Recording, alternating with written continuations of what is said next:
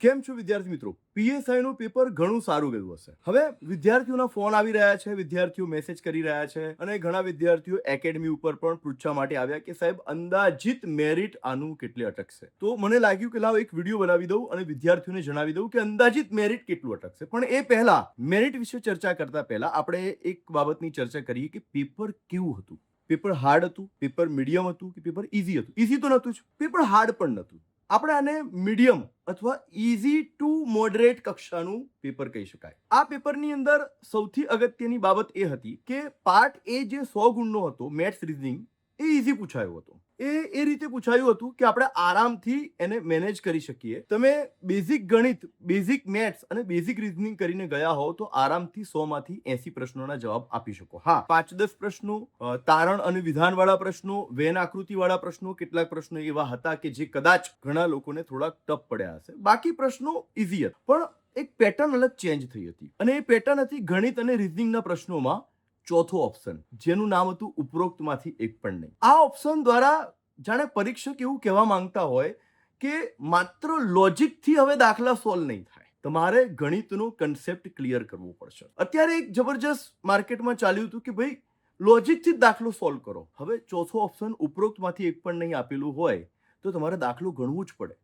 આમાં લોજિક ન ચાલે અને એટલા માટે વિદ્યાર્થીઓને દાખલા ગણવા પડ્યા અને જેના કારણે પાર્ટ એમાં ઘણો બધો સમય ગયો, જેથી ઘણાને ટાઈમ પણ ખૂટ્યો. સો પાર્ટ એ ઇઝી હતું. 100 માંથી 80 માર્ક્સ લાવવા કોઈ અઘરા નહોતા.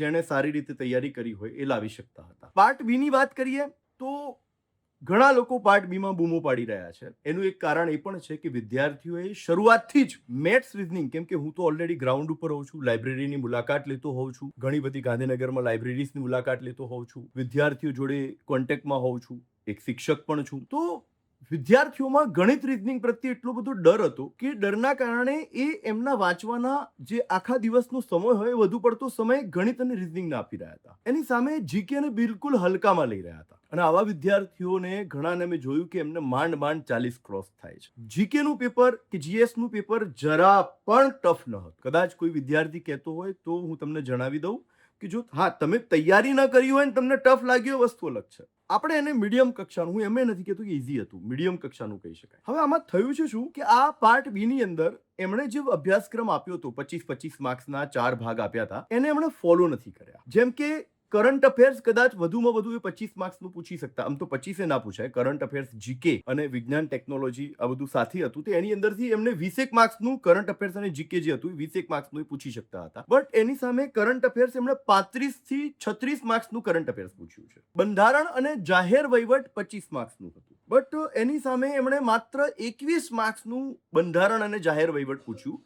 એમાંય ખરેખર બંધારણના પ્રશ્નો કહી શકાય એવા તો માંડ 18 માર્ક્સના પ્રશ્નો હશે, માંડ 18 માર્ક્સના. ઇતિહાસ બિલકુલ ઓછું પૂછાયું, 11 માર્ક્સનું. સાંસ્કૃતિક વારસાનું તો જાણે ઉડાઈને મૂકી દીધું હોય, માંડ 2 માર્ક્સનો સાંસ્કૃતિક વારસો પૂછ્યો છે. વિજ્ઞાન અને ટેકનોલોજીને 8 ગુણ આપ્યા છે, તો એની સામે ઇકોનોમીને 6 માર્ક્સ અને ભૂગોળ પણ જાણે બિલકુલ ઉડાઈને મૂકી દીધું હોય એમ 5 માર્ક્સ. જનરલ નોલેજના કહી શકાય એવા 4 માર્ક્સના અને પર્યાવરણ પણ બિલકુલ ઉડાઈને મૂકી દેવું હોય તો 1 માર્ક્સ. સો અહીંયા હું ભરતી બોર્ડને એટલી રજૂઆત તો હું કરીશ અને વિદ્યાર્થીઓ પણ કરવી જોઈએ કે જ્યારે તમે એક અભ્યાસક્રમ આપો છો તો એ અભ્યાસક્રમ પ્રમાણે પેપર કાઢો. સાવ આવું ના હોય કે તમે પર્યાવરણ વિશે મૂકી રહ્યા છો, એમાંથી 1 માર્ક્સ પૂછી રહ્યા છો. સો 25-25 માર્ક્સના તમે જે સ્લોટ પાડ્યા છે 100 માર્ક્સની અંદર, એ પ્રમાણે ખરેખર પેપર કાઢવું જોઈતું હતું અને એના કારણે આ જે બેલેન્સિંગ બગડ્યું, એના કારણે છોકરાઓનું બેલેન્સિંગ પણ બગડ્યું અને એના કારણે ઘણાના માર્ક્સ જીએસમાં ઓછા થાય છે. એમ છતાં પણ આ પેપરમાં હું એમ કહીશ કે 60 માર્ક્સ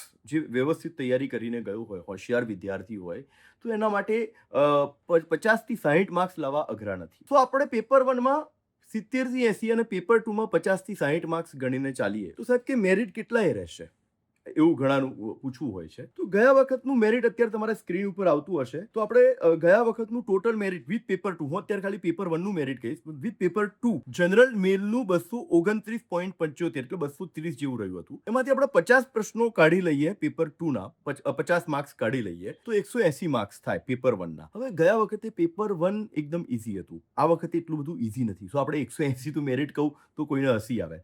એ પ્રમાણે ઈડબ્લ્યુએસ કેટેગરી અને એસસીબીસીમાં 2-5 માર્ક્સ આગા પાછા હતા. અને આપણે વાત કરીએ મહિલાઓની, તો મહિલાઓનું મેરિટ 15 માર્ક્સ 14-15 માર્ક્સ છોકરાઓ કરતા ઓછું રહેતું હોય છે પીએસઆઈની અંદર. સો આ ગયા વખતના મેરિટ ઉપર અને આપણે એનું અધ્યયન કરીએ અને અત્યારના પેપર પ્રણાલીનું અધ્યયન કરીએ તો હું એમ કહીશ કે લગભગ મેરિટ પેપર 1નું મેરિટ, કેમ કે આ વખતે પેપર 1ની અંદર પાસ કરવાના છે 20 ગણા, 858ના 20 ગણા. એટલે આપણે એવું માનીને ચાલીએ કે અંદાજિત 17,000 વિદ્યાર્થીઓ પાસ કરશે. સો 135 plus or minus 5, 135 plus or minus 5 એટલે કે કદાચ 130 સુધી પણ જાય અને 140 પ્લસ પણ જઈ શકે. બટ 135 આપણે માનીને ચાલીએ પેપર 1ની અંદર, કેમ કે ઘણા વિદ્યાર્થીઓના 150 માર્ક્સ પણ છે, છતાંય આપણે 17,000 વિદ્યાર્થીઓ ગણવાના છે. બીજું કે એવરેજ સંખ્યા ગેરહાજર હતી 10 થી 15%, દરેક ક્લાસમાં ગેરહાજર હતી. અને એ બધી વસ્તુને આપણે ધ્યાનમાં રાખીએ તો હું એમ કહીશ કે પેપર 1 જનરલ મેરિટ, જનરલ મેલનું મેરિટ પ્લસ ઓર માઇનસ 135 રહેશે.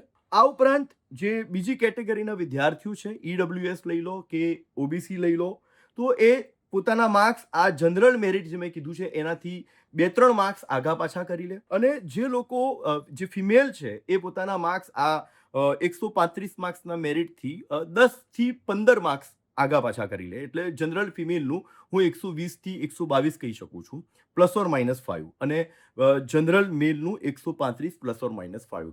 સો વિદ્યાર્થીઓ જેના માર્ક્સ થાય છે કે નથી થતા, જે થયું એ શું ભૂલ થઈ, કદાચ કોઈના ઓછા માર્ક્સ થાય છે, શું ભૂલ થઈ, એ ભૂલ જો હવે કોન્સ્ટેબલ આપવાના હોય તો એમાં ન થવી જોઈએ, કે બીજી કોઈ પણ પરીક્ષા સીસી આપવાના હોય તો એમાં ન થવી જોઈએ. ઓલરેડી પાછળ તલાટી કમ મંત્રી, નિરાશ થવાનું, હતાશ થવાની કોઈ જરૂર નથી. હજુ 7,500 સીસીની જગ્યા છે, સામે 4,500 જેવી જુનિયર ક્લાર્ક અને તલાટીની જગ્યાઓ આવી રહી છે. શું મહેનત ચાલુ રાખો.